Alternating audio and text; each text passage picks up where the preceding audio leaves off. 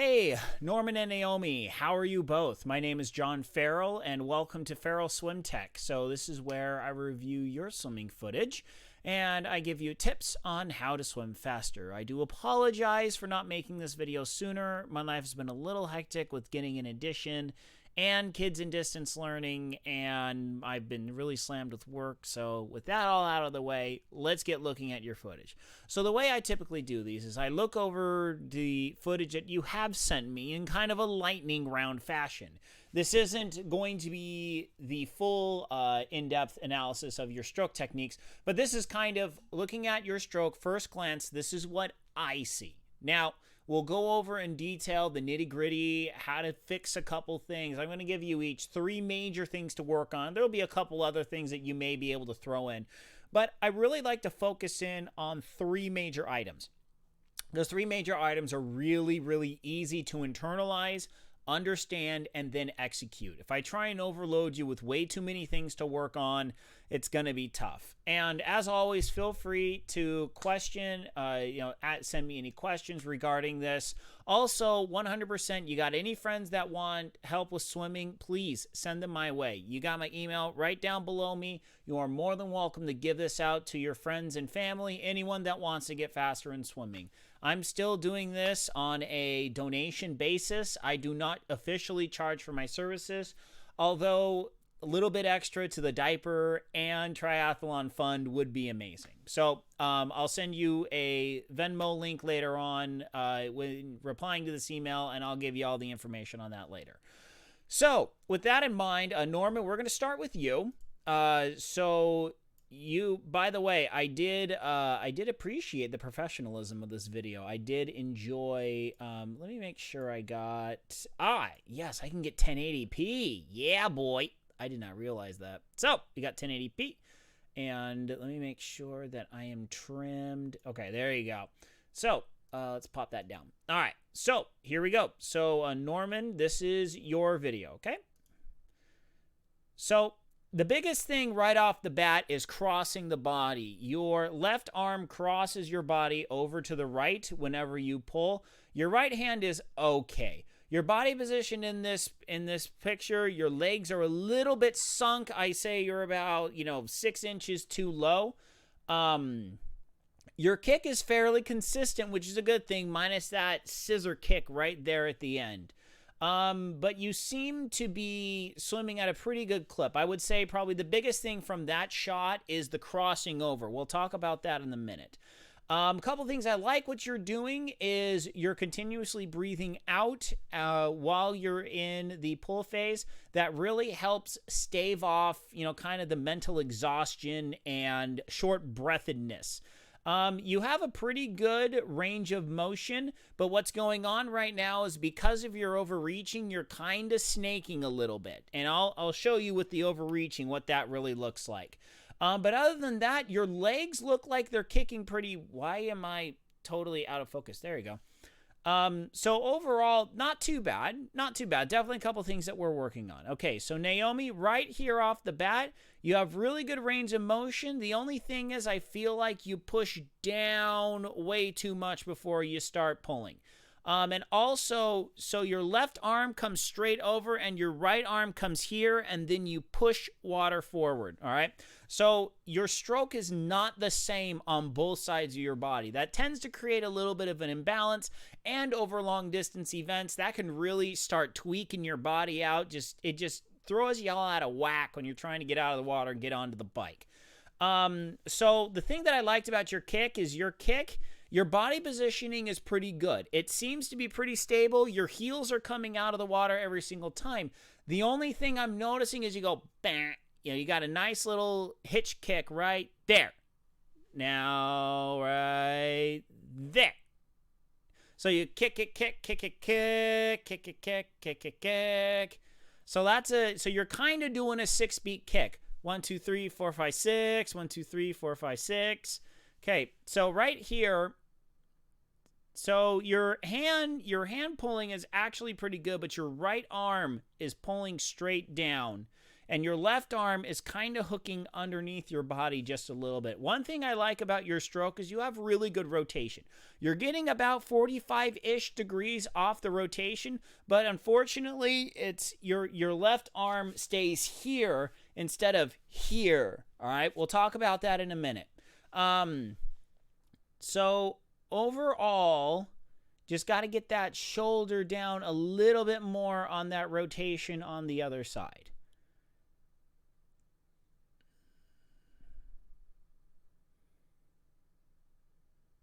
The other thing too is you hesitate before you breathe. That's another thing that's kind of like it's more of a quality of life issue. The way that you hesitate, it doesn't necessarily affect your breathing, but you're going to have a much better time breathing if you learn to smooth that out, all right? Okay, so Naomi, we're going to get a little bit of bonus footage from you because you sent me, go back. So you sent me another video sample. Okay, what we're going to do is we're actually going to, okay, we're going to go 1080p. Playback speed, we're going to go half speed on this. Okay, get out of that activity. So you see how far down your right arm goes than your left arm, okay? So your right arm is scooping straight down as opposed to your left arm, which is bending the elbow and coming up. So right, and pause, kick, kick, kick, kick, kick, kick, kick, pause, kick, kick, kick. Yeah, so that is the so that's what I was talking about, where you got that hitch scissor kick. So I can tell your hands are coming pretty much right in front of your face. So your alignment is pretty good with your reach. Maybe a little bit on the left arm or on the right arm, but that's not too bad.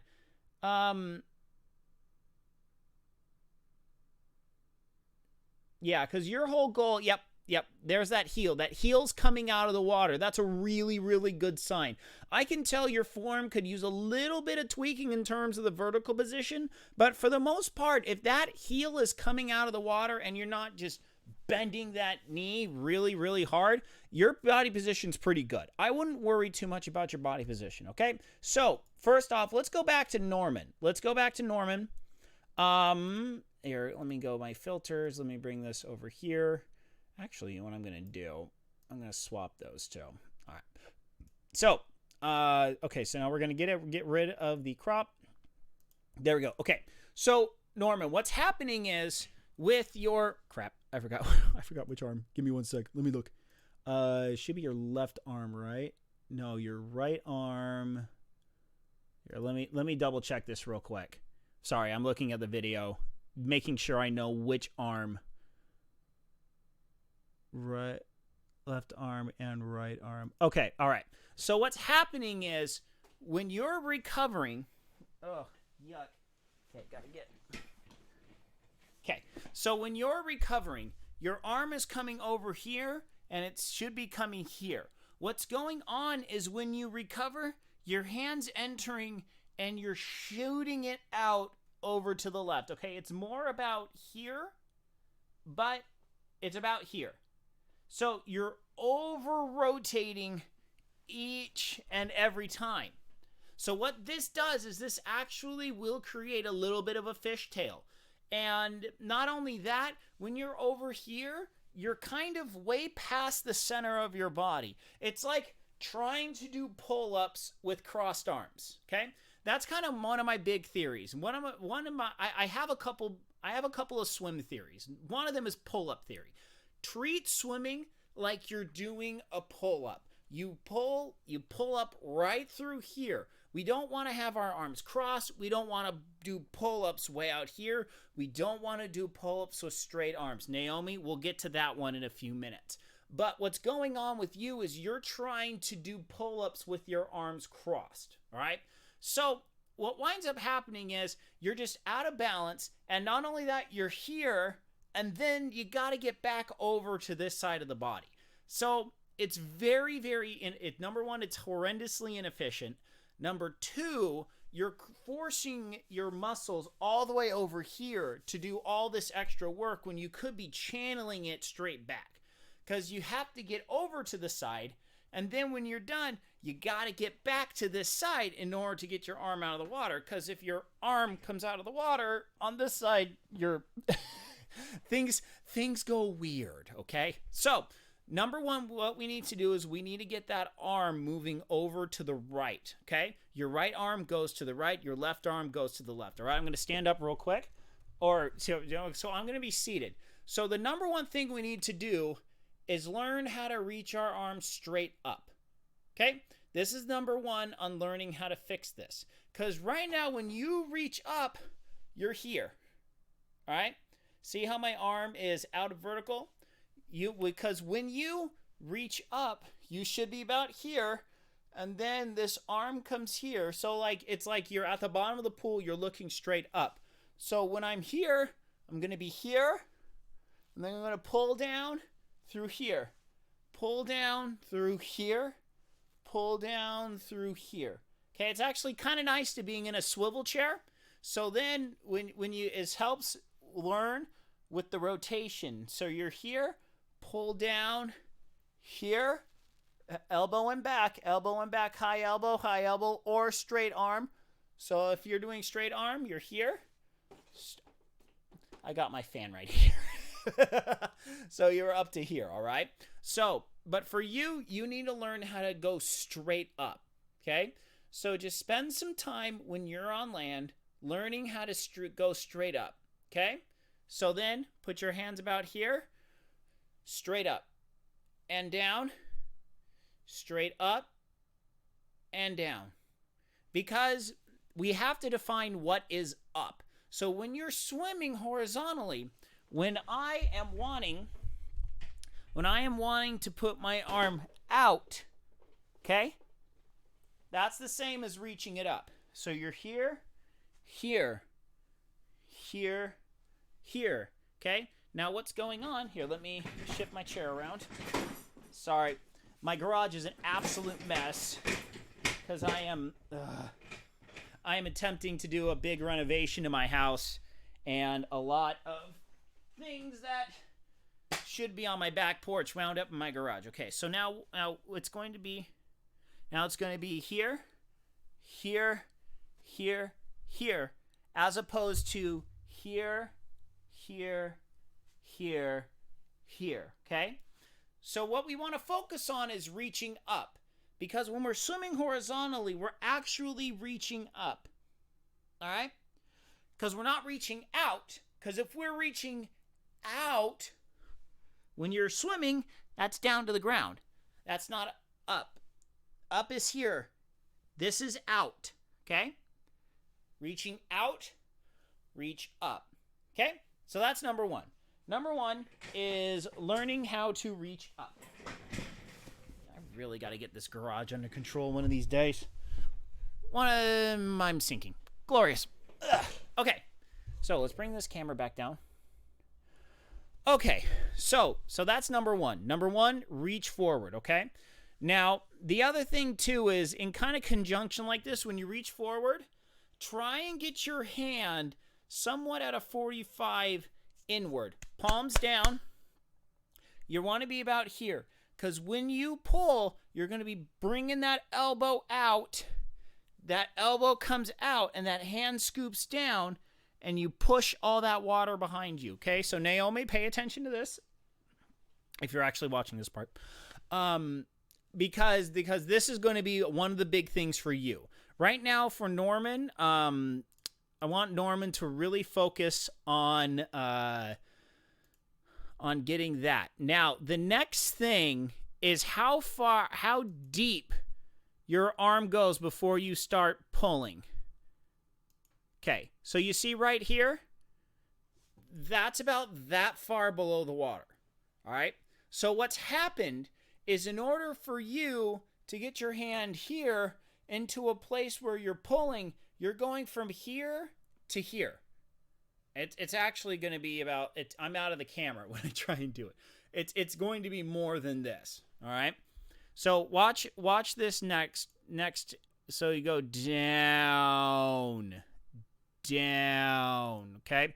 This one's actually really, really, really common. This is, you're not the first, you're not the last. I mean, pretty much, no one's the first, no one's the last with things that I see that need to be corrected. I've seen this all the time. Because what happens is, you put your arm out, and then you kind of let this drop, okay? You let this shoulder drop a lot, okay? So you're here, and then this shoulder drops, and then you start pulling, okay? There's something that you hear if you watch YouTube videos online. You see a lot of people talk about high elbow recovery, high elbow pulling, things of this nature. Because I'll admit, I have a swimming career of over 15 years swimming competitively. I swam for Brigham Young University. I was a high school All-American. I was like one step below nationally ranked, like junior, like senior nationals and Olympic trials. I was just one time standard below that. So I'm pretty well fluent in the swimming world. I've never really heard of these terms of high elbow catch and high elbow recovery. So I had to go look this one up. But pretty much what it is when you're pulling, your hand is above your elbow, okay? Or your hand is below your elbow. So you want to pull down here, all right?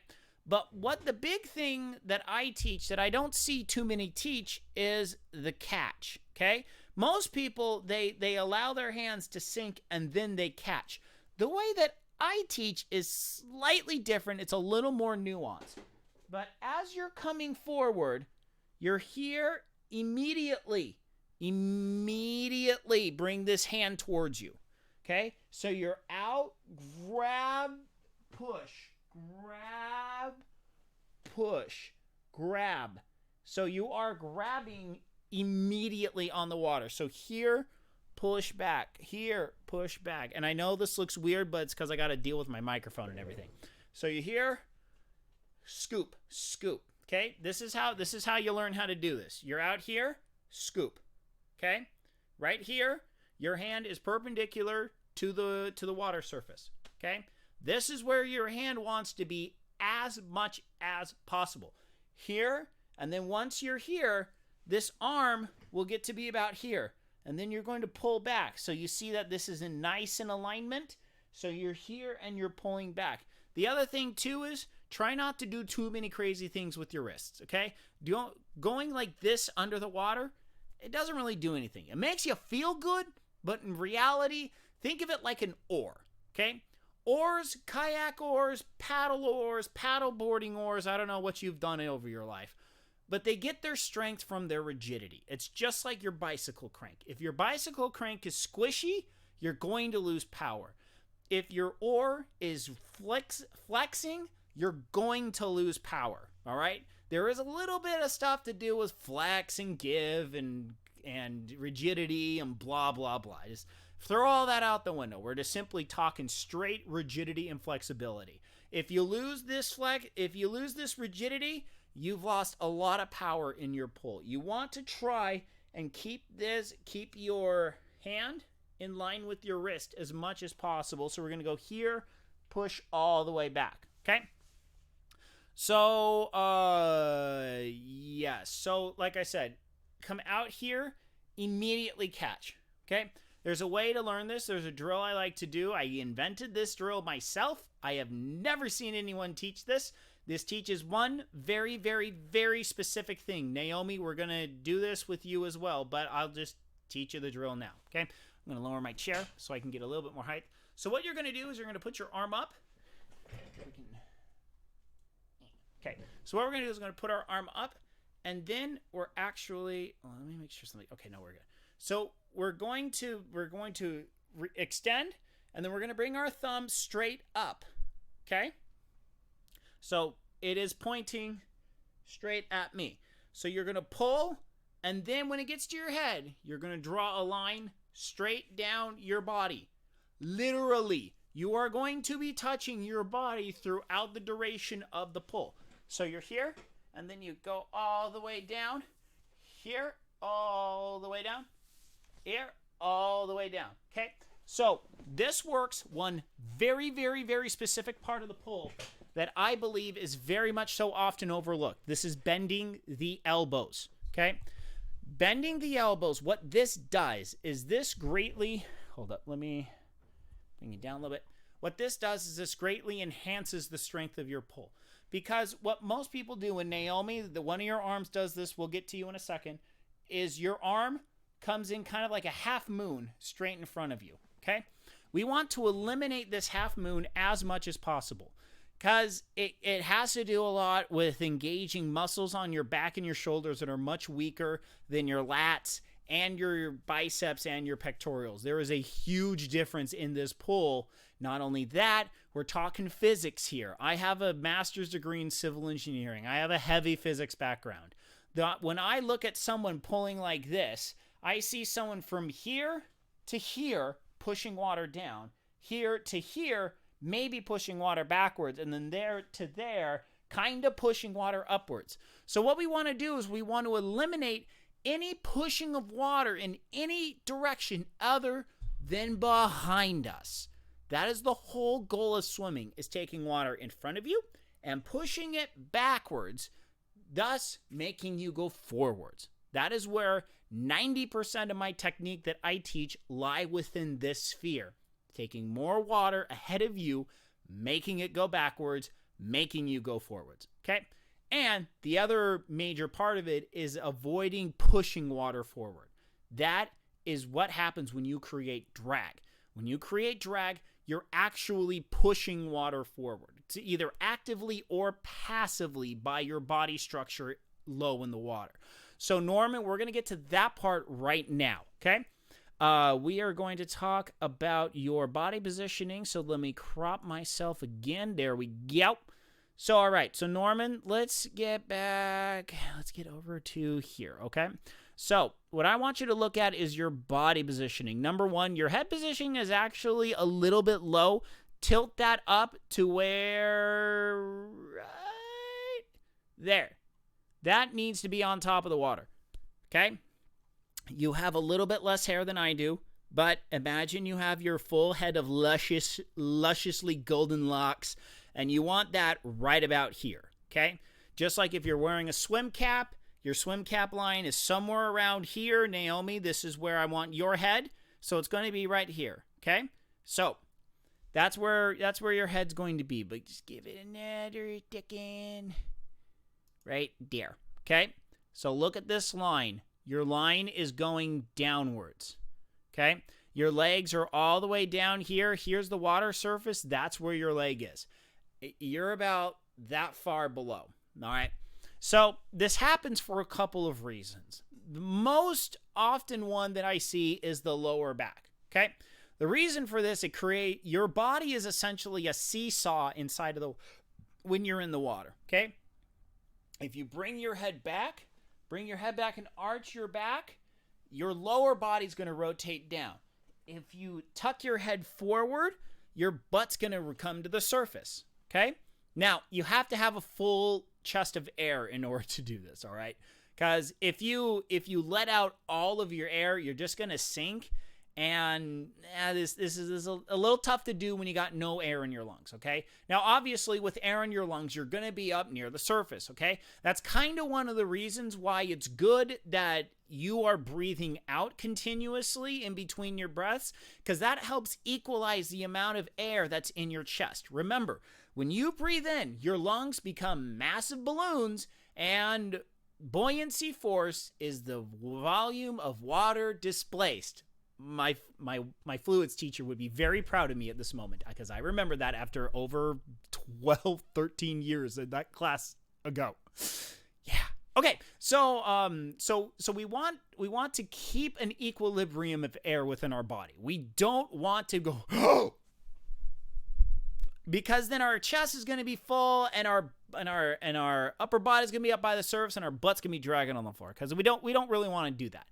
But what's happening is, innately, us humans, unless we spend a lot of time in the water, we don't like being in the water because water's scary. We can't breathe underwater. As much as I would love Sequest DSV Season 2 to be an actual thing, and I gotta gills implanted on my back like that surfer dude from Australia. That was a really great show. I enjoyed that as a kid. I digress. We can't breathe underwater. Okay? So we have a natural fear of the water. We want our head to be up as close to the surface as we possibly can. Now, whether or not you're actually really comfortable in the water, your body has a different mindset. Okay? So what's happening is, let me move my chair. Let me think. Okay. Here, let me uncrop this. Okay. So what's going on? Is as you're swimming, you're bringing your upper body up. Okay. So instead of here, you're here. Okay. Your chest is coming forward. Your shoulders are rotating back just a little bit. But it's just enough to pop that pelvis down, and then your legs follow suit. Okay. So what we want to do is we want to actually counteract this rotation. And the thing is, it's not that much. It's just like that. That's all we need. Just that little shoulder shrug forward will be a lot to get you up towards the surface of the water. Now this works because we're creating a seesaw effect. Because here's your head, here's your legs. So if we tweak our back, we're going to push the bottom half of the seesaw down. Now, if we bring a counterbalance, see, that's going to cause that to go up. The one thing that we want to avoid, though, is burying our head underneath the water. We don't want to push down with our head. So what's going on is you're looking straight down at the bottom of the pool. In actuality, you want to look at about 30 degrees down, okay? 30 to 45. So that's about 45. That's about 30. So you want to be somewhere between 20 and 40, somewhere in here. So now you're thinking, okay, well, but if I lift my neck, that's going to bring my shoulders back. That's going to push my butt down. You don't bring your head, you don't look forward by bringing your neck back. You bring it by bringing your chin forward. So instead of this, you're this, okay? Notice when I'm back, I pull my shoulders forward. I pull my shoulders, my back extends backwards as opposed to this, okay? So now I'm looking forward. I'm swimming here. I'm right here. And I'm not wrenching my neck back. I'm keeping a very neutral spine. Jut that chin forward. So instead of here, it's here. It's here. Here. Okay? So you're going to kind of jut your neck forward just a little bit. Jut your chin. Not your neck. Your chin. Your chin comes forward like someone's grabbing a string and being right here. Okay? So you're gonna be just a little bit forward. You don't want to be looking straight forward, just about here. So instead of looking straight down, here. Right there. That's where you want to be, right here, all the time. Huge benefits in swimming. Number one, you're going to see more people when you're actually competing. Number two, you're going to see the wall. Number three, you're not going to get as dizzy, okay? Now, the big thing about not getting as dizzy, it comes from this as opposed to this, okay? So when your face is straight down, you have to rotate more in order to breathe as opposed to here, okay? All right, so Norman, I think those are going to be your biggest things. Number one, not crossing over. Number two, bending those elbows. Number three, correcting that body position by bringing those shoulders forward. I think those three things are going to help you out immediately. And those are very easy to work on. Just do the drills, do the thumb drill, and then, what was the other drill? There was another one. Just reaching up on land and getting a better idea of what is up. Get a better idea of just reaching straight up with both arms, okay? And then as you progress, try and dry swim upwards, just like I'm doing right now. I guarantee you're going to feel like a moron, but if you master this, I guarantee you your swim technique will be oodles better because you'll have a better situational awareness. One thing I forgot to mention, why is it hard to learn this swim technique in the water? Well, it's because we're in virtually zero gravity. We're able to float in water. It's an amazing thing. It's one of the reasons why I love swimming. I love being able to just float and push off, and you're just pushing off into the stratosphere. You're just when you go off the water and you just put on some fins and dolphin kick the entirety of a 25. It's glorious. I love it. So anyway, so that's it for you, Norman. Okay, we're going to switch gears to Naomi, okay? All right, let me get back in my chair. So Naomi, for you, definitely, let me get back to cropped. So for you, Naomi, the big thing I want to start with is that hitch kick, okay? Because, oh crap, hit that crop. There you go.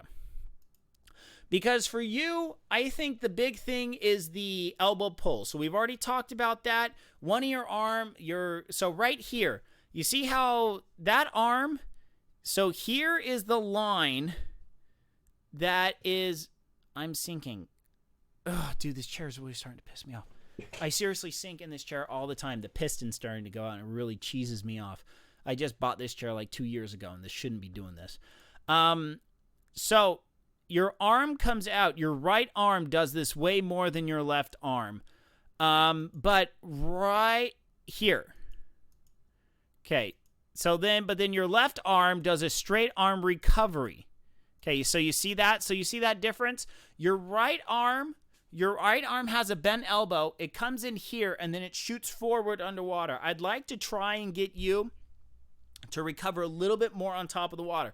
But then your left arm does a full straight arm recovery because your arm is fully extended by the time it gets there. Okay, so you're recovering with two different methods on each. One per arm. Your right arm does a bent elbow recovery. Your left arm does a full-on open straight arm recovery, which honestly you're going to want to choose. You want to choose either one or the other. The reasoning is it throws off your stroke balance. And the reason why this throws off your stroke balance is because you're literally doing two different motions with one with each arm. Okay? This is going to, this mainly affects you in open water. In swimming in a pool, it's not going to affect you that much. But in open water, you're throwing your weight around to the side with one and the other one is coming straight forward. You're going to have a tendency to drift. You're going to be fighting yourself way more than you should be. So I recommend really focusing on one or the other. There's some drawbacks to doing, there's some benefits to doing straight arm recovery, namely number one, your arm is always extended out. You have the maximum distance per stroke upon your hand entering the water. The only drawback is you kind of have the chance to do a little bit of the snake, and also you have a higher tendency to do straight arm recovery, straight arm pull, because you're doing a straight arm recovery. It's kind of a rubbing your stomach, patting your head kind of a thing, okay? You got to be careful to make sure and get that elbow pull underneath the water and not bend that elbow on top of the water. Now, with high elbow traditional recovery, nice thing is you have a nice linear stroke. It's very easy to stay nice and straight. Granted, you're pulling with your right and your left arm with the same power. Also, but the only problem is if you're swimming in an ocean situation, if you're swimming with a lot of people, there's a lot of chop, your hand's going to be hitting waves all over the place, and it kind of creates chaos. So it's a good idea to learn both methods of recovery, but try to choose one and stick to one while you're swimming. Now, you can switch it up based on your situation. You're wanting to pass a person, go for straight arm recovery, and then when you pass them, go normal. You get a wind burst, you feel like your hand's hitting those waves, pop to straight arm recovery, and you're good to go. So it's beneficial to know both, just pick one and stick to it, okay? So this now actually translates to under the water, where your right arm is actually bending the elbow, that bends the elbow on top of the water, and then your left arm is a little bit more straight arm, half moon underneath the water. So you see your hand, yep. So your left arm bends, but then your right arm, here, let's get you right back here. So, okay, so your right arm does mostly straight arm, Your left arm tends to bend a little bit more, but it's not really consistent. Okay? So as you can tell, your body positioning is better, but you still kind of arch your back just a little bit. Try and round that back. But I think the big thing for you that I want to work on is that hitch kick. We want to try and eliminate the hitch kick. So if we watch your kick, so let's start here with you going away from us, okay? 2, 3, 1, 2, 3, 2, 3, 1, 2, 3, 3. Let's. I can't count to 3. 3, 1, 1, 2, 3, 4, 5, 6. 1, 2, 3, 4, 5, 6. 1, 2, 3. Okay, so you are performing a 6-beat kick. Personally, I don't really like the 6-beat kick. Okay, now this comes from a long history and it's kind of nuanced. In my opinion, I have never had a 6-beat kick. Okay. I don't know if I legitimately have ever been able to pull off a legitimate 6-beat kick. I'll be open and honest. Kicking has always been my weakest part of the stroke, okay? Compared to all my other buddies, I was always dead last in college in kicking. I was just that bad. I was a puller. I had a lot of arm strength, and not only that, I had very minimal drag with my stroke, okay? So I was able to convert as much power as possible into moving forward as opposed to having any drag of my stroke holding me back. But my legs were typically used most in push-offs and I had a really good flip turn, I had a really good push-off, and I had a really good start. So actual kicking, it wasn't my strong suit. However, that being said, there's a couple reasons why I don't like the 6-beat kick. Number one, I feel like you're either one of two things happen. Number one, your kick is super rushed because you have to get 1, 2, 3, 4, 5, 6. So for me, it'd be 1, 2, 3, 4, 5, 6. 1, 2, 3, 4, 5, 6. And for triathlon, I don't really like it because you got to use your legs for the swim and the bike and the run. The legs are consistent. Your arms can be burned during the swim. You can burn your arms pretty bad during the swim. And then realistically on the bike, you're just kind of hanging out there. Your arms get a nice long recovery. I mean, yeah, they're holding up your upper body, but that's a really relaxed, static position. And if you do a lot of it in training, work a little bit of plank sessions every now and then, you should be pretty good to go on the bike. So then by the time you get to the run, if you're doing an Olympic half or full Ironman, your arms are going to be pretty well rested, ready to go. So in terms of swimming, we want to be more arm heavy than leg heavy. And number one, I feel like 6-beat kick uses up too much of your legs. Number two, if you don't do it right, it will absolutely burn your oxygen. Just remember, your legs are larger than your arms. Muscles require water, calories, and oxygen in order to function, okay? You cut out any one of those, you're toast. Cut out water, you're getting cramps, you're getting dehydrated. Calories, you're gonna feel weak and you're gonna pass out. Oxygen, you're gonna start burning, you're gonna start creating lactic acid. Things are gonna go downhill pretty fast. So I feel like with a 6-beat kick, you're moving your legs way too fast. You're kind of burning up your oxygen. If your legs are not good, if you're not getting any power out of your legs, you're going to burn up your oxygen supply first. Number one, that's going to put you into oxygen deprivation. And also, if you're doing a full Ironman, you're going to be burning a heck of a lot of calories with those legs. Okay? I hate the 2-beat kick idea. I'm like, the 2-beat kick, you should not even be kicking if you're doing a 2-beat kick. Honestly, you're getting nothing out of your legs at that point. You might as well just kind of learn how to get them to float. And the 2-beat kick is pretty much floating your legs. That's pretty much what it is. But I see people go, and it's like, no, this is pathetic. This is stupid. I like a 4-beat kick. Now, whether or not you want to adopt a 4-beat kick, that's up to you. So it's 1, 2, 3, 4, 1, 2, 3, 4. I like it because I get to use my whole leg. I don't have to bend my knees in order to speed up the kick. Most people, when they speed up the kick, they just bend the knees. You know, I want to see how much you bend your knees. I don't think you bend your knees that much. Yeah, you bend your knees a little bit. Yeah. The only problem is that hitch kick. That hitch kick at the end. Because you go 1, 2, 3, 4, 5, 6. 1, 2, 3, 4, 5, 6. 1, 2, 3, 4. Try and slow down the kick. Okay, so number one, if you want to keep the 6 speed, slow down the kick a little bit. Just a little bit. So it's 1, 2, 3, 4, 5, 6. 1, 2, 3, 4, 5, 6. Okay? So instead of 1, 2, 3, 4, 5, 6.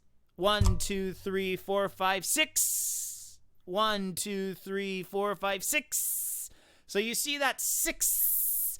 That's while you're trying to finish off the stroke so your kick can get back on rhythm. So try and slow it down just a little bit. And don't let that leg go. Okay? Don't scissor your leg. Scissoring is like the worst thing you can do because you're putting on the brakes. Okay? Keep those legs as straight as you can. The big thing is you bend that knee and that just puts the brakes right on you. Okay? So let's try and avoid that. Okay? So try and slow your legs down just a little bit so that your 6-beat kick is a lot more fluid with how you do it with your arms. Now, if you decide to go to a 4-beat kick, this is the rhythm. 1, 2, 3, 4. 1, 2, 3, 4. 1, 2, 3, 4. That is exactly how I swim. I can hop in a pool right now, and I will swim my distance cadence, not having touched water. I've only touched water once since November. I'm hurting. I want to be back in the water so bad, man. And anyway, so 1, 2, 3, 4. 1, 2, 3, 4. 1, 2, 3, 4. Okay? So that's how you want to do it. All right? So that's your kick. I think between recovery, your pull, you're trying to get those elbows bent and try and scoop that water as soon as you possibly can. And the third one is the legs. Try and either, number one, slow down the legs. Number two, or maybe look to go to a 4-beat kick. Okay? If you want to really learn a 4-beat kick, the easy way to do it is grab on the wall and just count in your head. 1, 2, 3, 4. 1, 2, 3, 4. Arms outstretched. 1, 2, 3, 4. 1, 2, 3, 4. Then push off and swim and try and maintain that cadence for the whole 25. Get to the other end. Hold the wall. 1, 2, 3, 4. 1, 2, 3, 4. Push off and try that cadence again. I absolutely love it because a 2-beat kick, you can scale it up to a sprint where when I'm sprinting, I go 1, 2, 1, 2, 1, 2, 1, 2, 1, 2, 1, 2 because my arms are going 1, 2, 1, 2, 1, 2, 1, 2, 1, 2, 1, 2, 1, 2, 1, 2. All right? It scales up for a sprint. It scales down for a distance where when your arms are much more longer, 1, 2, 3, 4, 1, 2, 3, 4. You get nice, even kicking, and you're not burning up your oxygen supply stupid quickly. All right? So I like that. Okay, so the last thing I want to talk about with you, Naomi, is your head rotation. All right? We're going to swap over to this one. Let's get you. Okay. So, and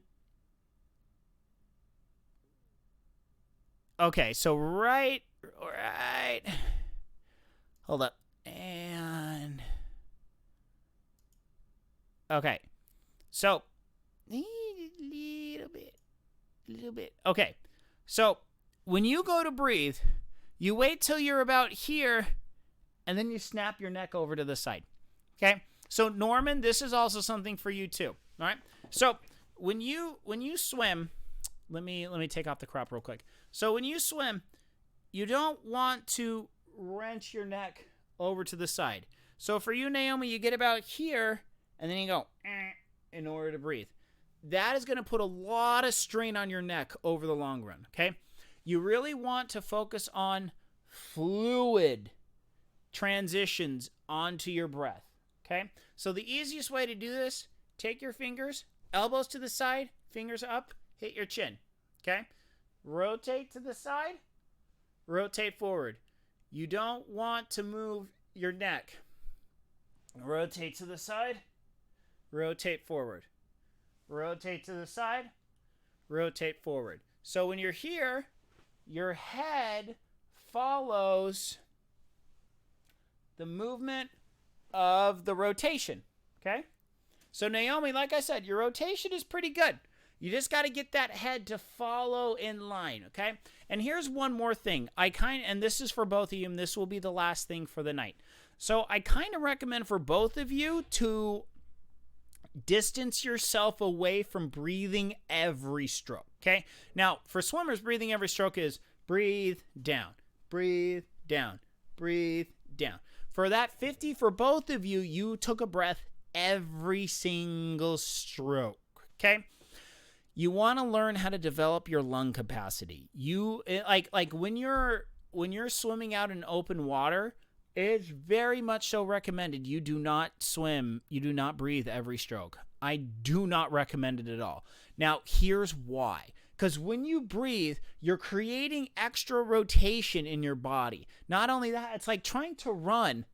And when you want to take a breath, you move yourself to the side. So you're moving forward, but you look to the side to breathe.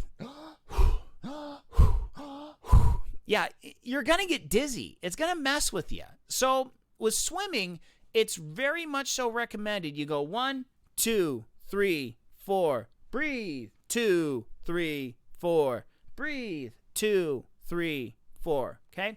Very much so recommended you train this way. It is going to suck the first couple of workouts. I guarantee it. You are not going to have fun. It's going to hurt. You're not going to like it. But trust me, it will pay dividends in the long run. Number one, this is going to develop your lungs. You're going to develop your lungs much better all the way across the board. Your lungs are going to be stronger. You're going to retain more oxygen. You're going to expel more carbon dioxide. Your lungs will be much, much, much more in shape if you do not breathe every stroke. Number two, your neck muscles are going to thank you because no matter how good you are at rotating, moving your neck to the side. I swam 8, 9, 10,000 yards a workout within 2 hours back in college. My neck was still hating me, and I have really good breath technique. Yeah. It's a wonderful quality of life issue, okay? So now the question comes, I get this all the time, should I bilateral breathe? Breathe to the right, breathe to the left. Yes and no. If you learn to breathe to the left, it helps add symmetry to your stroke, okay? It's not a requirement at all. I recommend it, but it's not like, oh man, if you want to get to the next level, you're going to have to learn how to bilateral breathe. Nah, that's not how this works, okay? Learning how to bilateral breathe will help you with your stroke symmetry. It will help develop your lung strength. Not only that, it gives you a nice tool to where if you're in a race and you want to take a quick look at your non-dominant side, your dominant side's the side you breathe on. I'm right-handed. I breathe to the right all the time. But it's good to take a quick peek out to the left-hand side to see what the crap's going on. Literally, I lost CIF my junior year in the 100 backstroke because I didn't see the guy that was on the other side of the guy that I was trying to race. I know that totally doesn't work for this situation, but pretty much, yeah. Essentially, you're gonna get sideswiped by the guy you're not looking at. Okay, so not only that, it's a good idea to just be spatially aware of where you are. So it's a good idea to learn bilateral breathing, not a requirement. Breathing every fourth pull. 1, 2, 3, 4. Breathe. 2, 3, 4. That, in my opinion, should be a requirement for training. You need to learn how to swim without breathing every stroke.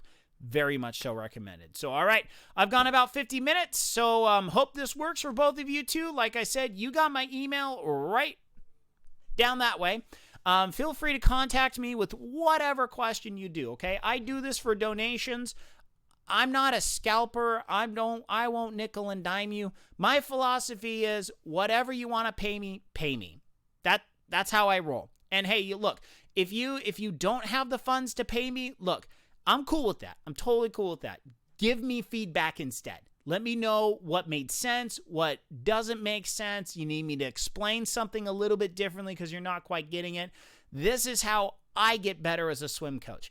I don't do this professionally. I do this as a side job. And because I like Team Zoot and I love swimming. Swimming has made me who I am, and I want to give back in as many ways as I possibly can.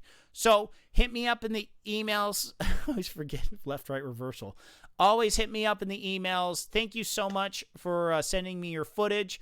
I will send you the Venmo link. Just by the way, if we were doing this in person, I normally charge $20 for a half-hour session. So whatever you feel like paying me, go for it. Pay more, pay less, up to you. Totally cool. Anyway, so thank you so much for sending me the footage. Go Team Zoot, Team Ohana, keep training. And until later, my friends, good night, Isaiah Norris, wherever you are. I'm out of here. Have a great training time. Email me with any questions whatsoever. And please tell your friends. All right. See you, Naomi and Norman. Goodbye.